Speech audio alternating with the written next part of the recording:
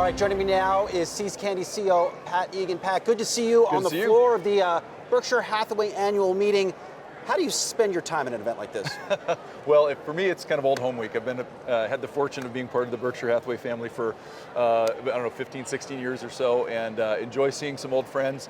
But for us here, it's about bringing the joy. It's about selling this wonderful product, and yesterday was a crazy day. We sold a lot of great chocolate and peanut brittle. Isn't there a CEO dinner here that you go to? What is that like?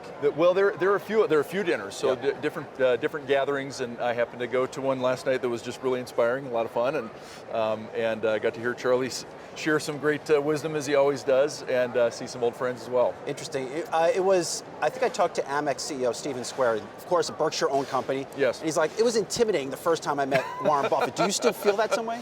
I mean, always. He's such a towering, there's nobody like him. There's nobody like him. There's nobody like Charlie. There's nobody like Greg. There's nobody like Ajit. It's just being in the presence of that much quality and wisdom isn't. I mean, it's a little intimidating. It always is. But they definitely put you at ease, and it's not about their ego always.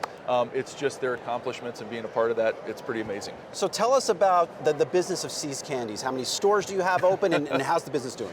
Business is doing great. We have a little over 250 year-round shops. We do holiday gift centers, about 130 or so of those. They're all doing great. Our business is up, our traffic is up. Obviously, coming on the other side of the pandemic, that's very welcome. And our e-commerce business has really blown up in the last 2 years. We hit a peak in 2020 and we've maintained it. We haven't dropped off, which is a testament to our marketing team. So our e-commerce business has basically doubled in the last 3 years. And then we're growing international locations, small regional high-end grocers, and we're just adding more and more. It's this team. Our team is fantastic. How do you explain the boom we have seen in snacking? And it started during the pandemic, but it has continued. More people are snacking more. Yeah, they are. Well, so I mentioned earlier, I'm on the board of the National Confectioners Association, so I've learned a lot from my friends and colleagues. I look at it as we all need that special treat. The last few years have been very hard, and it's kind of a respite. It's a way for people to relax and get to gatherings, and for us particularly, we're a part of a lot of family gatherings, a lot of get-togethers, and there's a lot more of that's happening in the last couple of years. At this event, what are your top sellers? Of course, I see the boxes with Warren Buffett all over them. Yeah. I mean, do those move? How do those move? That one's a lot of fun. If you can see this, so this is the theme this year is the 70s, and we were right to Saturday Night Fever. So those are flying off the shelves. Peanut brittle is always popular because that's Charlie and Warren's major treat. And then this year we've actually added a couple of new things that are bringing people in. Like I said, the box. We have these Berkshire coins that are always big sellers because they've got the image of Mary C., Warren, and Charlie. And then just our regular pack. People have their favorites. They come in and they bring them on home. The prices seem attainable to me. And I don't know what they were last year, but have you raised prices because of inflation? And Sure. what does that inflationary outlook look like? Well, so certainly we've raised prices. Every business has to. We have to cover our costs, and our ingredients costs, as an example, have gone up 30% year over year. So we have to make sure that we're covering that. And that's labor sugar, costs. milk? Well, sugar is more than doubled. Sugar is more expensive in the United States of America than any other place on the planet. It's a price-controlled kind of a scheme in our view. That's doubled just in the last 6 months. Butter is up over 100% in the last year. So yes, we have to cover all of that.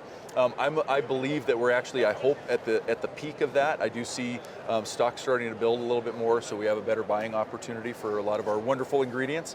But yeah, no, we definitely have seen that hit us. But we definitely, our price point is better than anybody else. We look at any competitor, and I kind of challenge anybody to find a $30 box of wonderful chocolate and even approach our quality. Chatter is you're dabbling in the coffee business now a little bit. What is that all about? Well, so See's has always had a wonderful coffee line. We have a couple of pieces. Our Kona Mocha piece, for example, we have real coffee. So anybody who has any coffee flavored, it's not coffee flavor, it's actual coffee that we select and put in.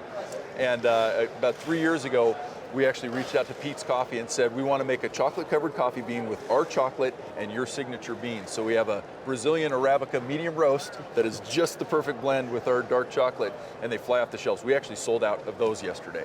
Wow. That is wow. That is pretty impressive. I've talked to a lot of the leaders here. So I've talked to Dairy Queen CEO Troy Bader, Brooks Running CEO Jim Weber, now you, and I've asked them all, when this is not here and when Warren's not running the company, What does that look like, and do you report to Greg Abel? Sure, yes. I report to Greg and to Warren together, and what I like to say about that is when Mr. Buffett says, I hire good managers and I expect them to manage, that's what he means, which means it's on us. We run this business, we take care of the risk, we're the chief risk officers, and it's up to us. And so I get the pleasure, I've only been here for 4.5 years, of running a candy company that was vastly successful before I ever got here, and I just got to not screw that up. Is it fair to say that Greg is a true disciple of Warren Buffett? Do you see similarities? Absolutely, yeah. I mean, that level of intellect and the sincerity, that level of just being a genuine person and being a decent person, which is actually at this level of business a little bit unique. And so that's part of what I love about it, is just being able to say, we just operate to the right principles: integrity, respect, making sure you take care of your customers and your employees, and the results follow. I have to tell you, I told Dairy Queen this. Never had Dairy Queen, never had C's before.